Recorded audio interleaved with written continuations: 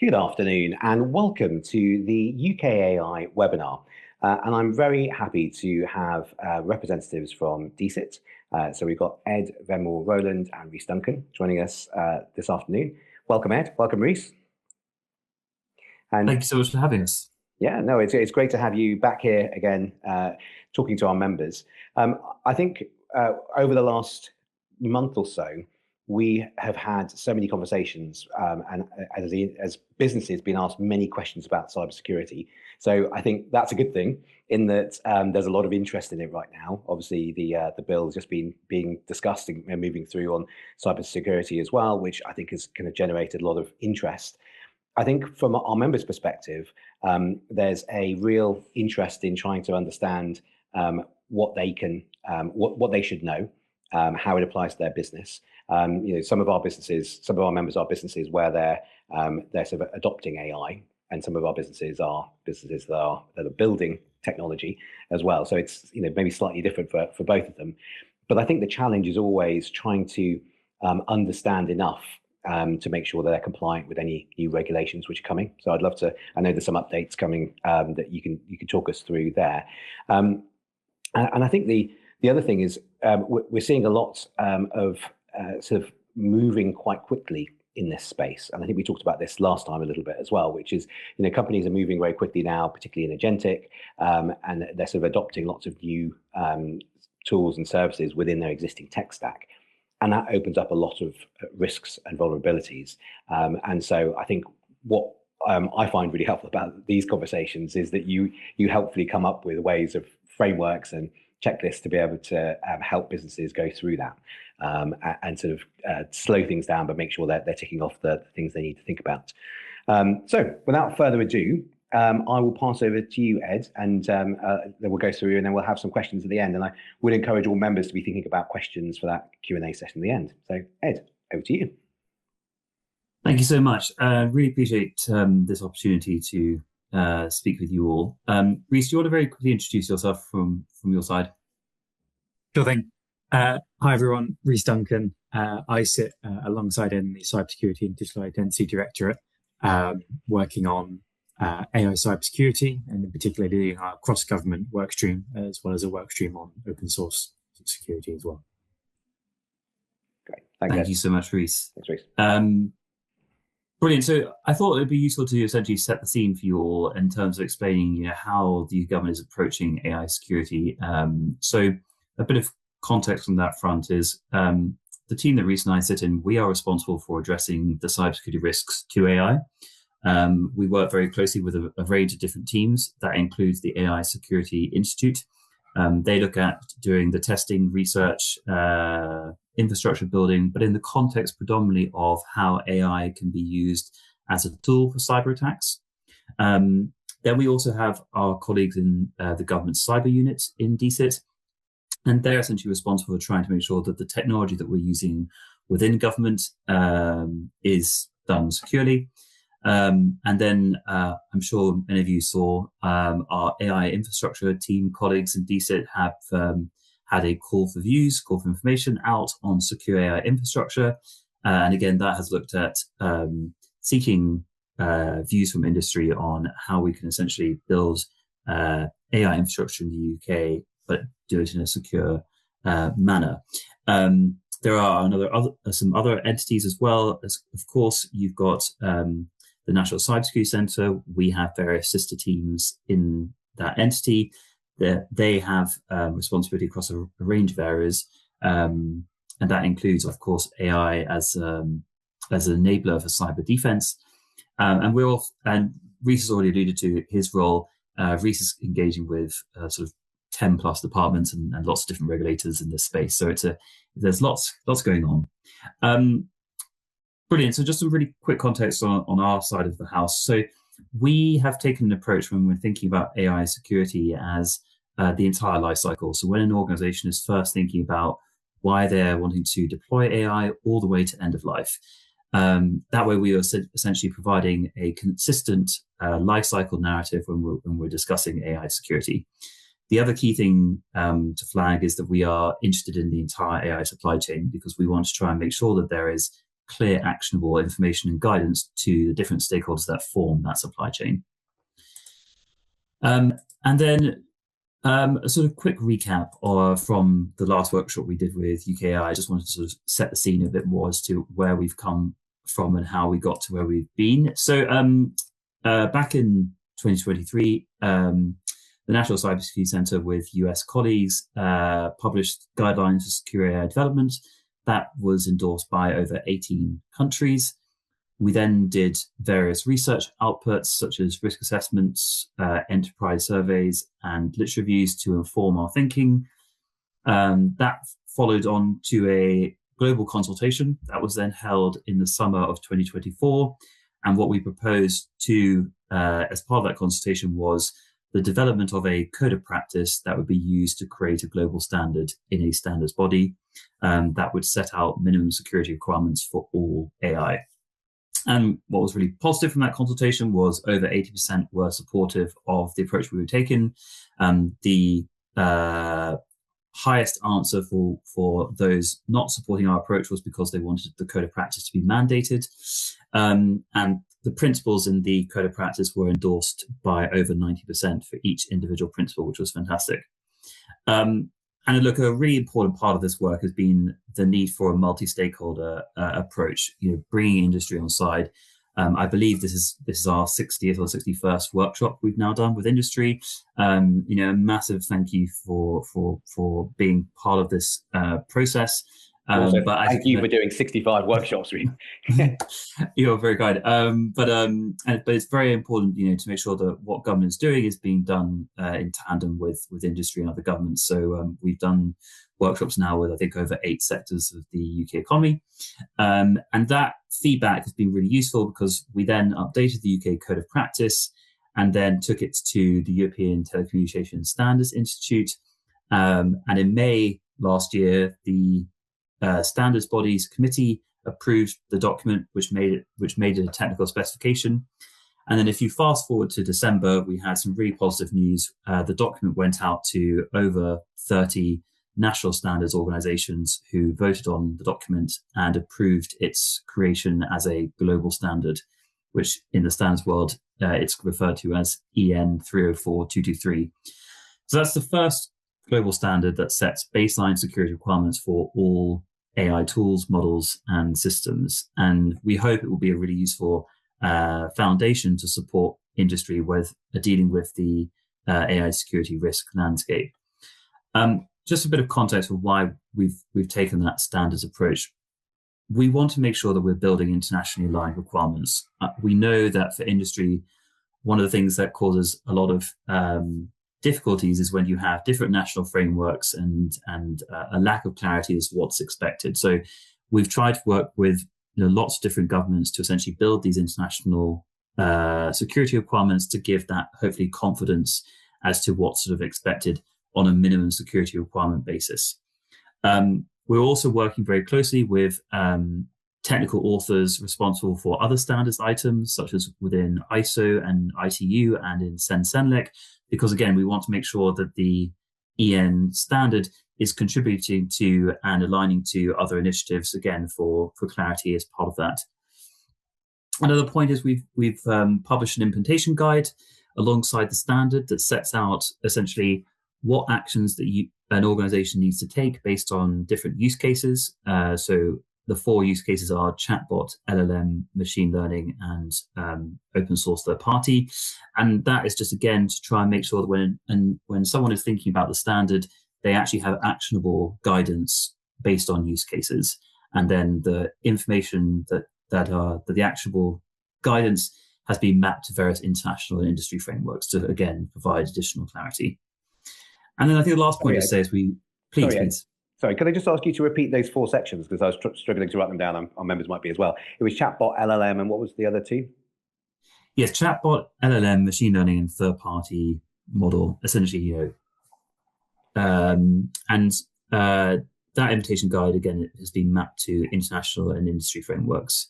So things like, for example, the NIST AI risk framework is a key document as part of that, but also our Singaporean counterparts have published various addendums and guides as part of this area. So we've tried to bring everything into one place. And we want the standard to be essentially a differentiator for industry, to be able to prove that, good practices are being taken across the board. So that is the selfish pitch from us on the standard side of things. And then I really want to sort of use this webinar to sort of test out our plans for the coming year in terms of where we think the next direction of travel should be. We've kind of split this into sort of three areas. One is around inform. So we want to make sure the government is providing industry with all the information and guidance needed to help them be able to implement AI security requirements. The second is around incentivize. What policy levers can DSIT put in place to support industry uptake of the standard?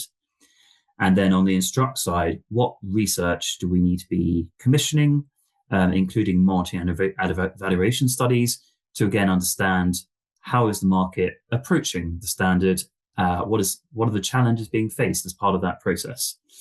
And then we're very mindful that there is a lot of interest among industry on the impact of agentic AI security. We are considering doing a bespoke project specifically on that to understand how the risk landscape has changed from previous AI technologies. And of course, now even agentic has changed even in the last few months. How is that impacting the security risk profile more broadly? And so just go into a bit more detail on those different work streams that we're proposing. So on the inform side, that consists of a range of different documents, essentially. So alongside the global standard and the implementation guide, we are currently working within ETSI to create a conformity assessment for the standard. The best way of thinking about that is that would essentially be a checklist, providing real clarity for a developer or a deployer or a data custodian to understand what they need to do to conform to the global standard. Then you also have something we've commissioned externally, which is a mapping of the global standards, national frameworks, and regulatory landscape on AI security in the context of the global standard we've worked. A lot of feedback we've had from industry, and this ties in with the last workshop we did with UK AI, was there are lots of things going on. How does your work fit into the broader international landscape? So we took that feedback on board, and this supplier is currently mapping the standard to over 100 different frameworks. Again, just provide real clarity as to how it's essentially bringing various different documents together to provide that clarity as to how it meets and sets out baseline security requirements.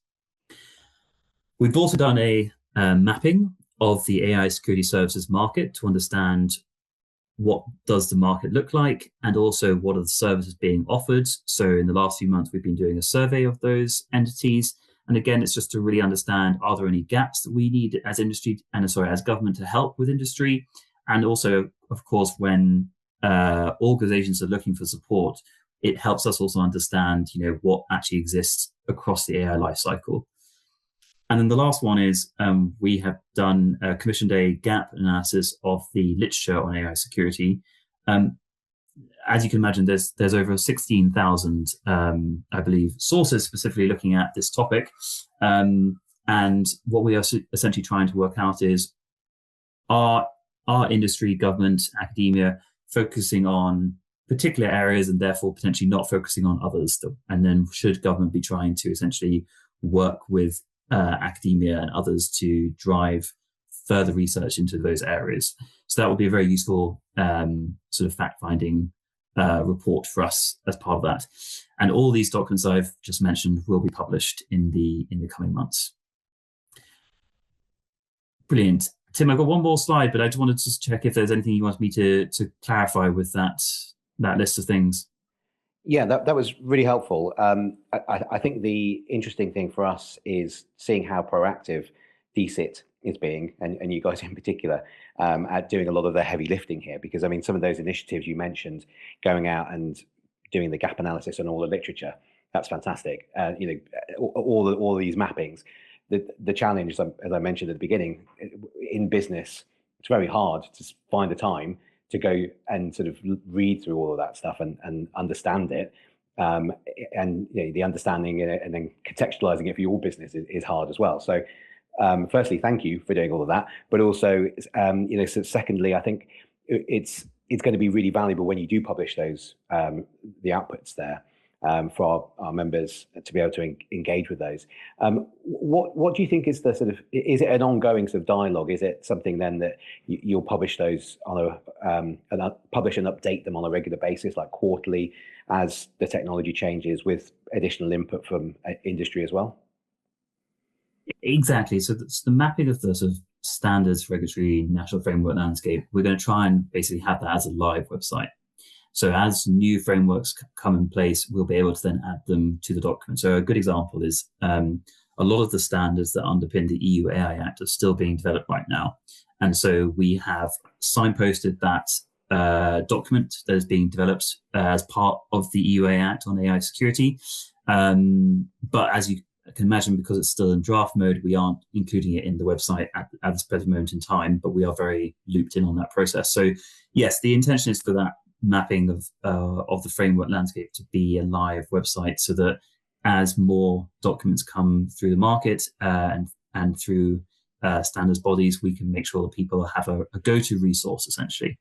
One thing I would say, just to reassure your members, is that one of the reasons for pushing the global standard is that we want to try and reduce the amount of national frameworks, so there is more clarity in that space. And so Reese and I are currently engaging with over 20 governments in this topic area, and we'll be attending RSA conference later in March to essentially convene various colleagues as part of that area.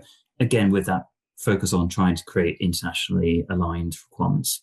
Can I ask you about that, actually? I mean, it sounds like a fascinating challenge, trying to get nations to agree on one standard. How receptive have those other countries been? And you mentioned, and kudos to you for publishing 304223 as that sort of first baseline standard there. But how much has that sort of been sort of worked on together with other countries in order to get their sort of buy-in and their agreement? Yeah, so I mean, if we just take the global consultation we did in summer 2024, we were delighted that various other governments actually formally responded as part of that. So that was, again, a really great example of people taking an active interest in the process that we were doing. Through the ETSI committee, we've also been able to get both European and non-European countries to be involved in the Securing AI committee. And then as part of the EN approval procedure process for the global standard, we were then able to link up with our governments and their national standards organizations during that voting procedure. So it's gone through already, I think, 3 sort of levels. And now I think that the challenge for Reese, myself, and other colleagues in DSIT is essentially just trying to reach out to as broader spectrum as possible. So we're now having conversations with Latin American counterparts, with African counterparts. There was an Indian conference very recently where some of our counterparts were able to meet with government colleagues there. So there's a lot of efforts being taken. Hopefully that really assures your members that it's like front and center. But again, by having hopefully all these different tools, it provides useful resources, not just for industry, but also for governments, because the more we can prevent duplication, the better, essentially. Yeah. And one of the things we often talk about at UK AI is that the UK is really a world leader when it comes to standards and regulation. Is it fair to say this is a prime example of where the UK, well, your hard work has actually sort of now made the UK a leader in this space? That's very kind. I think we would say the UK has been an important partner in this process, but I think one of the really positive things about the ETSI committee is that industry and government have an equal voice in the committee. And so what we've seen is we've had real engagement across industry, standards experts, cybersecurity experts, and various international counterparts who have been really supportive in driving this. So it's a really nice example for us being able to point to that sort of multi-stakeholder process as the process has gone through. Tim, do you mind if I cover the incentives slide just to give a bit more context, and then hopefully that will then give the 360, he hopes. The last sort of topic I wanted to cover was the incentives, the policy levers, the incentives that government DSIT can put in place to support members here. So again, I want to link back to feedback we got at the last workshop with UK AI, where we had a number of members who weren't security specialists, but actually were lawyers, commercial leads, who were saying, look, we are having to grapple with AI security in our organizations because we may have responsibility for signing off the tools that are being deployed, etc. And I really took that feedback on board. And what we have done in the last couple of months is commissioned an organization to create training material, and they'll be running training workshops for different professions. And that is essentially trying to convert the global standard into actionable guidance for lawyers, commercial leads, data leads, the security leads, and also small businesses. And so my hope is that that training material and those training workshops will provide a better clarity about how the standard actually works in the roles and responsibilities of people that are having to essentially grapple with these topics on the ground. So again, a really useful piece of feedback that came out of the last workshop we did with you, Tim, and I hope that will provide a useful resource. Again, that we will look to publish that training material once the workshops are done, so that it can be used by those different professions going forward.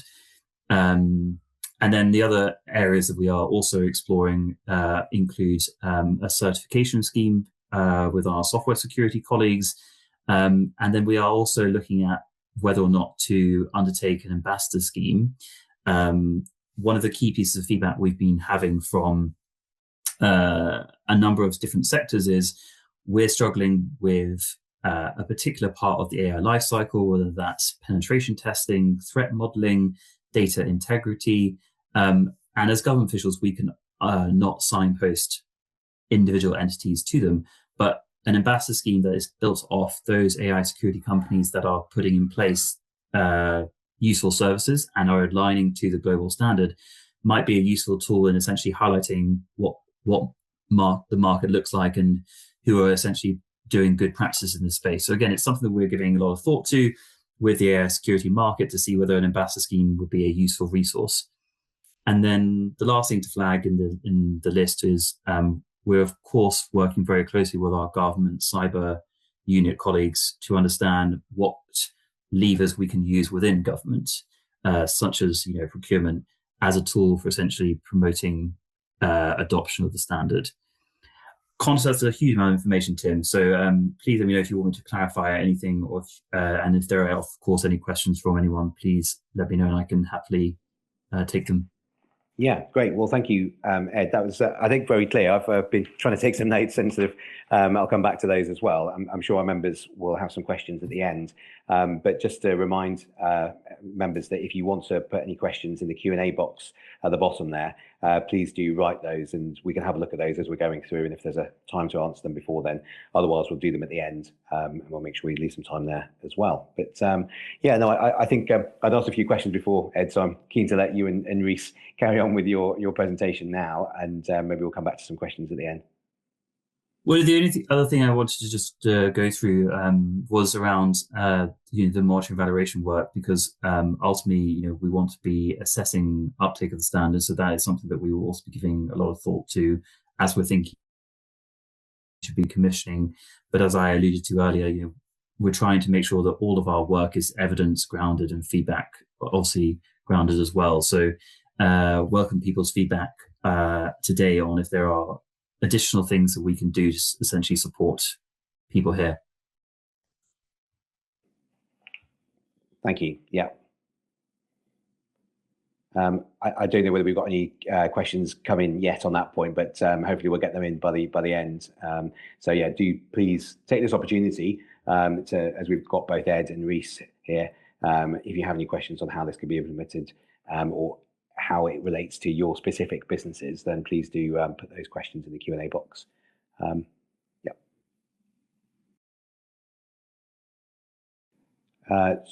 Do you want to carry on with the presentation for now, or do you want us to go to a few more questions? That's the presentation over, Tim. So I'm happy to take any questions, and if not, we can give back your colleagues some time. It's totally up to you. Oh, I see. Sorry. Okay, I thought there was a bit more of the presentation. I wasn't sure on that No, one. no, no, don't worry. Okay. Well, yeah. Though I think there's one of the main things that I wanted to understand from this was on that. You mentioned something about an ambassador scheme. That sounded quite interesting, and I know in other areas there've been in the NHS. There's a AI ambassador scheme where they've opened it up, and actually it's had I think it said like 14,000 people now signed up across the country to be ambassadors, and everything from nurses and doctors who are AI ambassadors within their local trust, but they also have then a network to for people to come together and share knowledge. Is that the type of thing you were envisaging? Because I think that could be quite a powerful way of being able to get the knowledge sharing out there and then have maybe some regional events, or was it some other type of ambassador?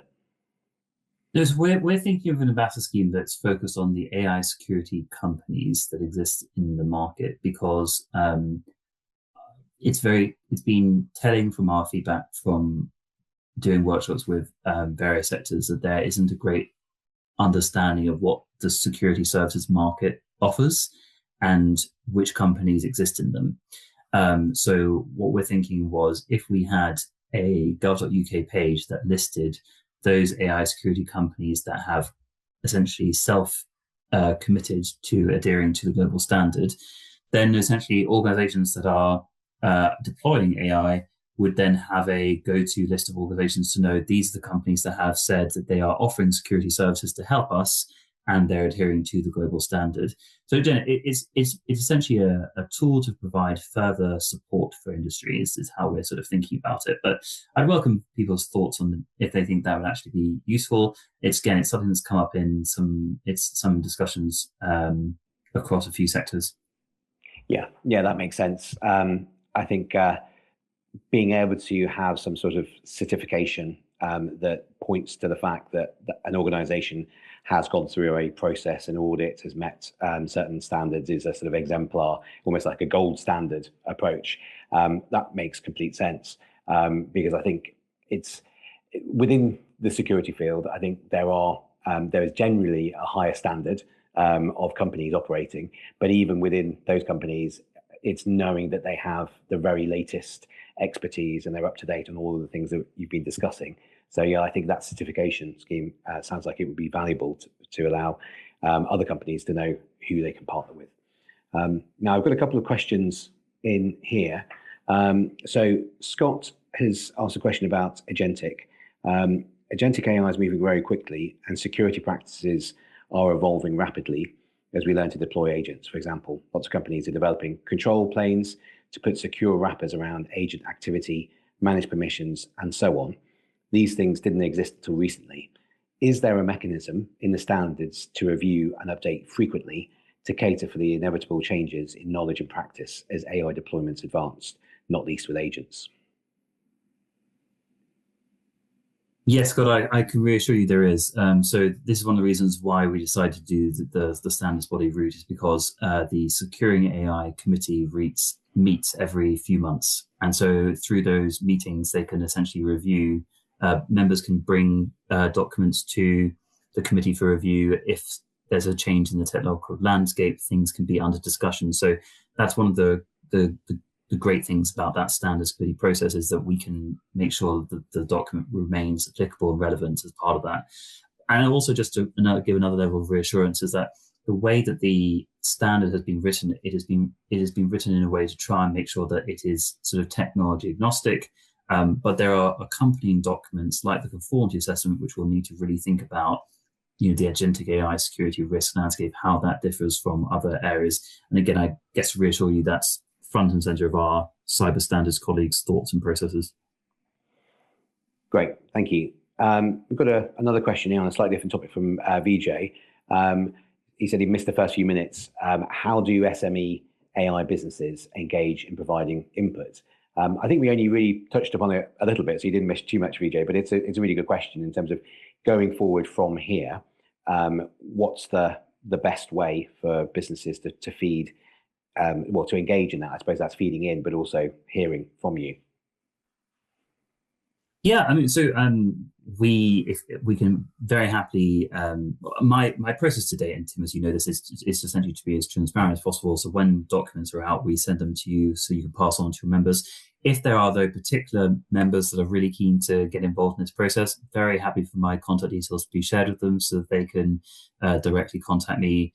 We're always keen for sort of feedback on this point, but we're doing we've been doing a round of workshops this month to essentially gather feedback, and that's essentially the process that we tend to take as part of this. Because as you can imagine, we're trying to do global consultation with industry, and that's why we're going to be in America doing various workshops with US industry as well.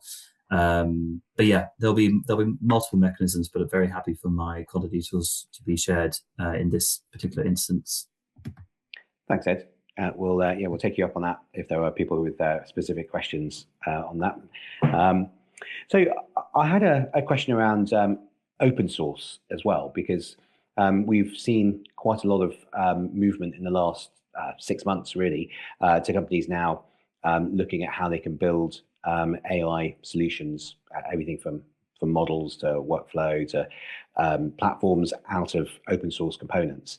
And there's obviously that's great from a number of for a number of reasons, but it also increases the risks, because I think within those open source components there are vulnerabilities. When you start building them together, that's what maximizes the risks there. So is that something that you've been looking at within these standards in terms of that sort of growing appetite for businesses to build their own using open source?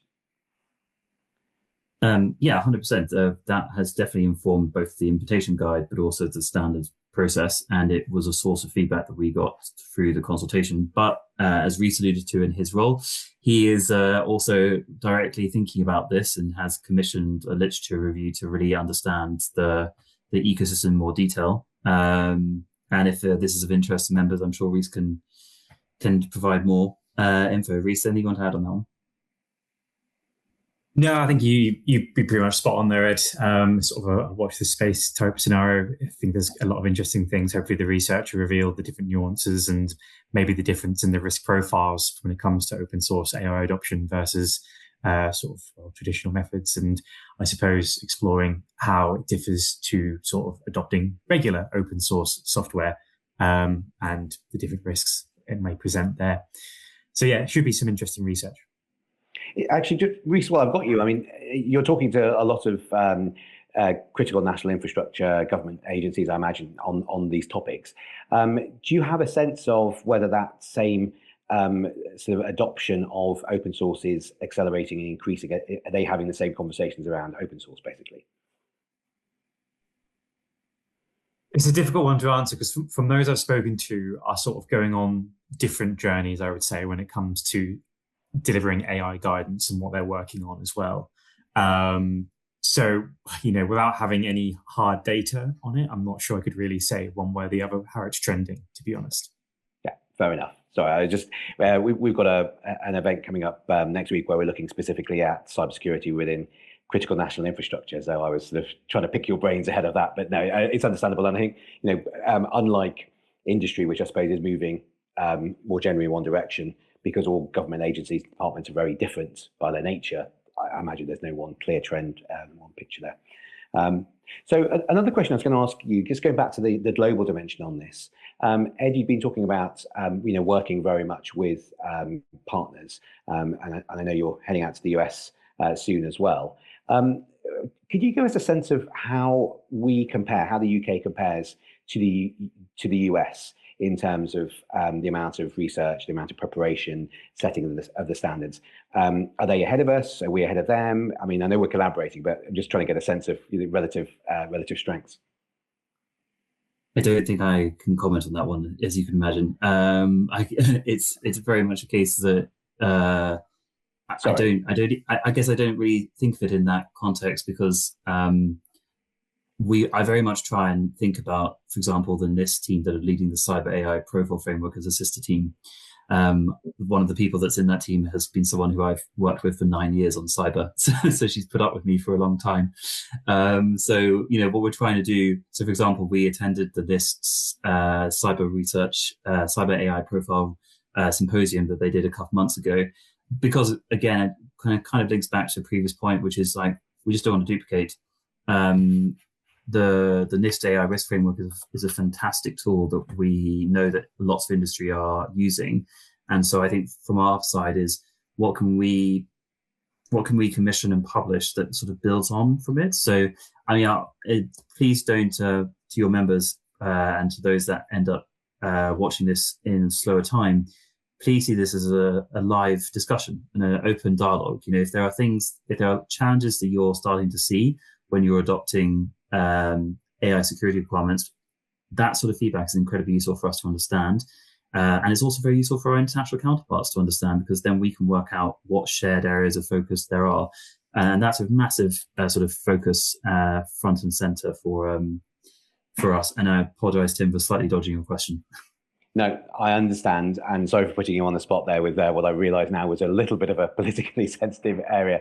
I think maybe I'll give you some context, not expecting you to comment on this, but just to give you the context of where I was coming from, which is I recently went to an event where there's some people from ETSI, the Security Institute, talking, and they were comparing the amount of money which has been spent, invested into security and safety in the UK, in ETSI, compared with any other country in the world, and it was an order of magnitude difference, even with some of the bigger players. So I thought that was extremely reassuring, and I'd never really seen it framed in that sort of comparative terms. But to think that Britain is actually sort of really sort of leading in this space, that was just the point I was making. But no need to comment on that. I understand there's some sensitivity around all of that. So yeah, I think we haven't had any other questions from our audience. So I'm going to just put one more question to you. But if there are any other questions you want to put in the Q&A box, please do put them in now. But I think just to kind of wrap things up, it would be great to understand what comes next. I mean, this is very much we position this as it's an opportunity for you to give us an update, but you've also very much made a sort of call for input here. Yeah, I mean, I think.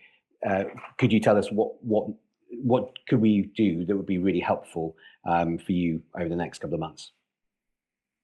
Yeah, so a lot of the publications that I've gone through are going to be happening over sort of spring time. The conformity assessment we're aiming for summer. So what I am really keen is utilizing the vast network that you have. We'll share, Tim, with you all these hopefully useful resources. And then if there's any feedback that comes from them, we're really keen to have that. And then I guess also, I haven't gone into too much detail because I know there's the Laboratory for AI Security Research event coming up, but we're working very much in tandem with colleagues there because, again, we want to understand if there are any market issues that are facing on that. If, though, in future workshops with your members, people are sort of saying, well, actually, we really need support through X, Y, Z lever, from DSIT in this space, that's the sort of feedback that we really welcome. But I really just let's keep it as a sort of live discussion, and Tim, if it's okay, we'll just keep you in the loop on how on the progress we're taking across these different initiatives. Yeah, that sounds great. So I think what we tend to do is when you send us the updates, thank you for sending us the updates, we put them on our members portal, so our members got access to those.